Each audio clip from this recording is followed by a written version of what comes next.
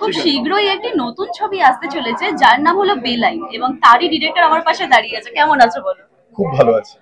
আচ্ছা, এই ছবির যে টাইটেলটি তুমি রেখেছো বেলাইন, সেটা কি কারণে? দেখুন, গল্পটার কারণেই এই ছবির নাম বেলাইন রাখা। যদিও 2015 সালে যখন আমি ছবিটা লিখেছিলাম তখন এটার কোনো নাম ছিল না অনেকদিন, কিন্তু গল্পটা বারবার ন্যারেট করতে করতে আমি বুঝি যে প্রত্যেকটা ক্যারেক্টারই বিভিন্ন পরতে পরতে লাইন থেকে বেলাইনে চলে গেছে, আর সেই কারণেই এইটার নাম বেলাইন রাখা। আর এখানে কাস্টে আমরা দেখতে পাচ্ছি বেশ বয়স্ক হয়ে যাওয়ার পরেও তিনি কিন্তু এখনো এনার্জেটিক্যালি কাজ করছে, পরাণ বন্দ্যোপাধ্যায়। তার সাথে কাজ করে ঠিক কেমন লাগলো? দারুণ লাগলো। মানে ওনার কাছ থেকে অনেক কিছু শিখতে পেরেছি, মানে নট অনলি রিগার্ডিং অ্যাক্টিং, হ্যাঁ, বা ফিল্ম মেকিং, লাইফের ফিলোসফি সম্পর্কেও ওনার কাছ থেকে শিখতে পেরেছি ডিউরিং দ্য শুট। আচ্ছা, এটা শুনছি এটা সাইকোলজিক্যাল থ্রিলার, একটুখানি গ্লিমস দাও যে ছবিটা কি নিয়ে হতে চলেছে। আমি অল্পই রিভিল করতে পারছি, বাদ বাকিটা ট্রেলারে রিভিল হচ্ছে। পরাণ বন্দ্যোপাধ্যায় একজন বয়স্ক, মানে ওনার বয়সী আর কি 65 ঊর্ধ্বে একজন ভদ্রলোক, যে তার ঘরের মধ্যে একদম গতে বাঁধা একটা লাইফ লিড করছে। তার মধ্যে একটা রং কল আসে, আর তারপর থেকে একটা ইন্টারেস্টিং মোড় নেয় তার জীবনে।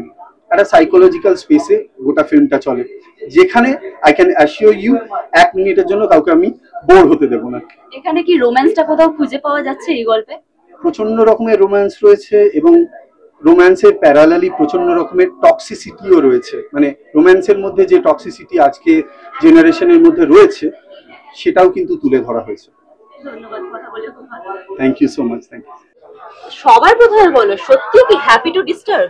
মজা লাগে ডিস্টার্ব করতে? এখন আর লাগে না, একটা সময় প্রচন্ড লাগতো, এখন ডিস্টার্ব হতে ভালো লাগে। বা তখন সময়টা অনেক ভালো ছিল, তখন প্রচন্ড মানুষ হ্যাপি ছিল, তো তখন ডিস্টার্ব করতে ভালো লাগতো। এখন মানুষ প্রচন্ড ডিস্টার্ব, এখন আমার মনে হয় যে মানুষ একটু হ্যাপি থাকুক।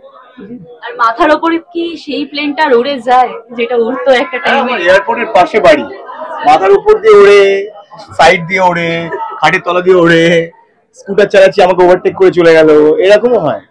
আর রেডিওর দিনগুলো কি মনে পড়ে এখনো অ্যাক্টিং এর পাশাপাশি? প্রচন্ড মনে পড়ে। রেডিও আমাকে যা দিয়েছে ওটা মানে কোনোদিনই রিপ্লেস করার নয়। তো ওটা আমার আমার জীবনের ওই 8 বছর একটা খুব গুরুত্বপূর্ণ অধ্যায়।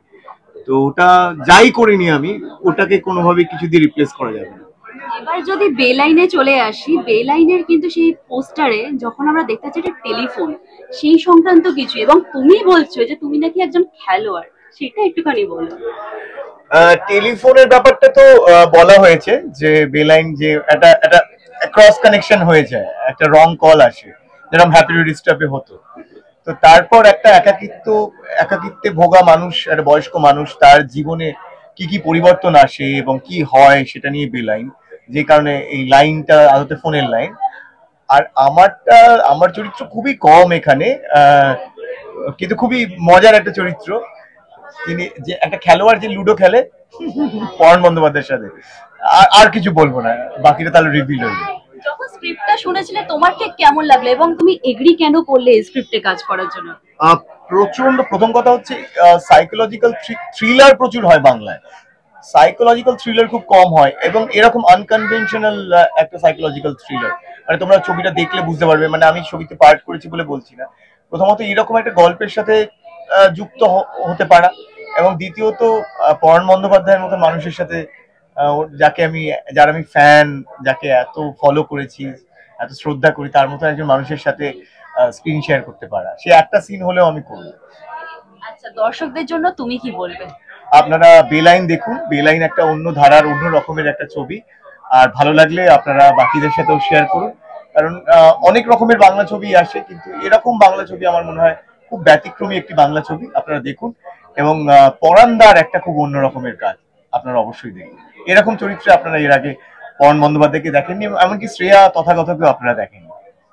ট্রেলার এবং টিজার দেখলাম, তার জন্য মানে দেখে সত্যি খুব ভালো লাগলো, এবং বেলাইনের জন্য অনেক শুভেচ্ছা সবার প্রথমে তোমাকে জানিয়ে দিই। কেমন আছো? আমি খুবই ভালো আছি, তোমরা কেমন আছো? আমরাও বেশ ভালো আছি। আচ্ছা, বেলাইনে তোমাকে দেখা যাচ্ছে একটা ওই মেন্টাল হেলথ নিয়ে, যেটা সব থেকে বেশি এখন ক্যাম্পেনিং চলছে, একটা সুইসাইডাল থট নেওয়া মেয়ে। তো সেইটা নিয়ে তুমি কি বলবে? রিয়েল লাইফে যারা সুইসাইড নিয়ে একটা মানে থটস আসে, মেন্টাল হেলথ যাদের একদম ঠিক নেই, তাদেরকে নিয়ে তুমি কি বলবে? Suicidal tendency is a very মানে প্রচন্ড কি বলবো প্রচন্ড গ্রেভ প্রচন্ড সমস্যার একটা বিষয় এবং সেটা নিয়ে ডাক্তার ছাড়া আর কেউ ডিল করতে পারে না, আমি বলার কেউ না। এবং টিজার বা ট্রেলারে যা দেখা গেছে সেইটা থেকে আমরা কি পারসিভ করছি বা কি করছি সেটা নিয়ে আমার মনে হয় এই প্রশ্নটা যথাযথ নয়, কারণ এই জায়গাটা খুব সেন্সিটিভ। মানে আমরা প্রত্যেকজন নানান আনন্দের মধ্যে দিয়েও যেমন গেছি, আমরা নানান দুঃখের মধ্যে দিয়েও গেছি, তো সেটারই কোনো এক্সটেন্ডেড ভার্সন হতেই পারে সুইসাইডাল টেন্ডেন্সি। আমাদের প্রত্যেকটা মানুষের মধ্যে প্রত্যেক একজন হতেই পারে যে যার কেউ একজন পরিচিত আছে যার কখনো না কখনো এই টেন্ডেন্সিটা এসেছিল। So mental awareness is something মানে যেটা এই সময় চলে আসা উচিত। তো এইটুকুই আমার বলার অ্যাবাউট সুইসাইডাল টেন্ডেন্সি যেটা তুমি বলছিলে। তাছাড়া আমরা শুনছিলাম যে বেলাইনে নাকি তোমাকে কিছু নাচও করতে হয়েছে, সেইটা তোমার ফোবিক শুনছিলাম, তোমার নাকি ফোবি আছে, সেটা কেন? ও অভিনেতা হিসেবে কোনো ফোবিয়াই থাকা উচিত না। আমার বক্তব্য হচ্ছে I am not a dancer. তুমি যেমন মানে তুমি যেটা করো না তুমি সেটা লো। আমি 6 বছর থিয়েটার করার 5 বছর থিয়েটার করার পরেও I am not a dancer, which is very sad. কিন্তু আমার ডিরেক্টর ইজ আ ডান্সার এবং আমার ডিরেক্টর আমার সামনে নেচেছে যা আমি সেটা রেপ্লিকেট করেছি এবং সেটাই সিনেমায় আছে এবং সেটা ডিরেক্টরের আবার ভালোও লেগেছে, মানে which is I don't know, you guys জাজ। So yeah. আচ্ছা, দর্শকদের জন্য বেলাইন সম্পর্কে তুমি কি বলবে? কয়েকটা সিনেমা যেটায় নিজে না থাকলেও মনে হয় যে মানে বন্ধু বান্ধব থাকলে বা অন্য কেউ করলেও মনে হয় যে এটা দেখা উচিত। এটা একটু মানে even if you are watching it for one time or just 2 times বা এটা নিয়ে কথা বলা উচিত, সেরকম একটা সিনেমা বেলাইন।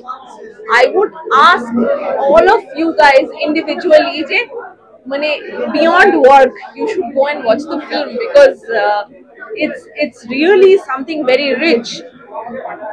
মানে আমরা সোজা জিনিস যত সিম্পল হয় তত জিনিসটা আরো গভীর হতে থাকে।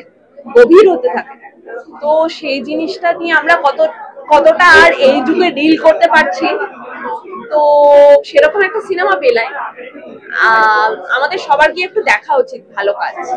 আচ্ছা, এখানে একটা বেশ মজার জিনিস আমি খুঁজে পেয়েছি, রং নাম্বারে কল এসছে। তোমার জীবনে এমন কোনোদিন কোনো মজার ঘটনা ঘটেছে রং নাম্বারে কল আসার পরে?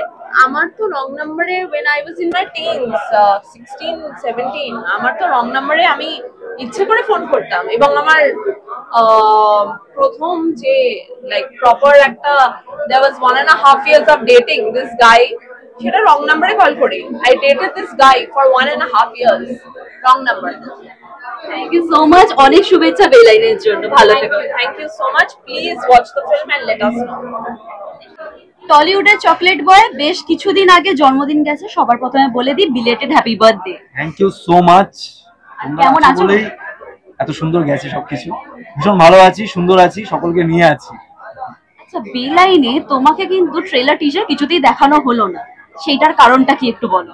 আমরা বলি না যে ট্রেলারে বা টিজারে যা দেখানো হচ্ছে দেখানো হোক, কিন্তু কিছু কিছু জিনিস সারপ্রাইজ থাকে, সারপ্রাইজ প্যাকেজের মতো আছে। একটু আগে আমি বললাম যে এমন একটা কিছু করতে চলেছি যেটা হয়তো বেলাইনে থেকেও লাইনে আনছি এবং মিস্ট্রিটা হয়তো আমি রিভিল করছি, ওই জন্য হয়তো শ্রমিক আমার ডিরেক্টর বলতে চাইছে না, প্রডিউসার হয়তো বলে কিন্তু অনেক কিছু বলে দিচ্ছে এখনো। হ্যাঁ, আমি তো বলে দিলাম, এত কিছু তো হিন্ট দিয়েই দিয়েছি, এরপর তো তোমাদের ব্যাপার, তোমরা বুঝে নেবে। কিন্তু চরিত্রটা কি অ্যাকচুয়ালি? চরিত্রটা ডাক্তারের চরিত্র, আর বাকি আর কিছু বলবো না। এবং আমি ফরচুনেট যে আমি পরানদার সঙ্গে এতটা স্ক্রিন প্রেজেন্স থেকে এতটা বড়ভাবে কাজ করতে পেরেছি, সেটা সব থেকে বড় পাওয়া। আর তাছাড়া কি একটা শুনলাম যে ডান্স নাম্বার মানে ডান্স করা হয়েছে এখানে কিছু রয়েছে, সেখানে কি তুমি আছো? না, ডান্স নাম্বারে আমি নেই, কিন্তু বাকিটা তোমাদের অনেক কিছুতেই আছে, সেগুলো দেখার জন্য হলে গিয়ে দেখতে হবে। কবে দেখতে হবে সেটা বলে দাও দর্শক। 30শে মার্চ প্রেক্ষাগৃহে এসে বেলাইন দেখতে হবে, সাপোর্ট করতে হবে এবং বাংলা ছবির পাশে থাকতে হবে, ভালো বাংলা ছবির পাশে থাকতে হবে। Thank you. ক্যারেক্টার নাম একবার এটুকু শুধু জানা যায় যে একজন বৃদ্ধ সেটা করে থাকি সে নানান রকম ভাবনার মধ্যে সেটা কোন পায় সেই কোনটাকে কেন্দ্র করে একটা ভাবনার যাত্রা এই ভাবনার মধ্যে নানান রকম জিনিস আছে যেগুলো দেখতে দেখতে বলা যাবে না এই পদ্ধতি এতক্ষণ যা প্রবীণ সেটা বিরুদ্ধের মধ্যে কিন্তু আসল জিনিসটা আমরা মডেলাই চরিত্রের বিশ্লেষণ করা যাবে না ঘটনা করা যাবে না অন্য ধরনের চেষ্টা করে আমার ভালো লাগে সুন্দর দিয়ে সামাজিক দায় একটা ব্যক্তি মানুষের একটা মানসিকতার ডিপ্রেশন এই জমিটা শ্রমিক খুব জিনিসটা করছে অন্যান্য জায়গায় ভালো করেছে আর সবচেয়ে বড় হচ্ছে তিনটা মুরগি আনন্দ হচ্ছে নর্মালি খুব স্পেশাল হয় আর এই গল্পটা সত্যি একটু অন্য ধরনের একটা অদ্ভুত সাইকোলজিক্যাল ড্রামা যেখানে মানে আমার চরিত্রের থেকে অনেকটা দূরে এই চরিত্রটা তো তার জন্য একটা অদ্ভুত চ্যালেঞ্জ ছিল এবং চ্যালেঞ্জটা অতিক্রম করতে পেরেছি এটা জেনেই আমার খুব ভালো লাগে বাট আপনারা জানতে মানে আপনারা দেখলে বুঝতে পারবেন কিরকম করেছি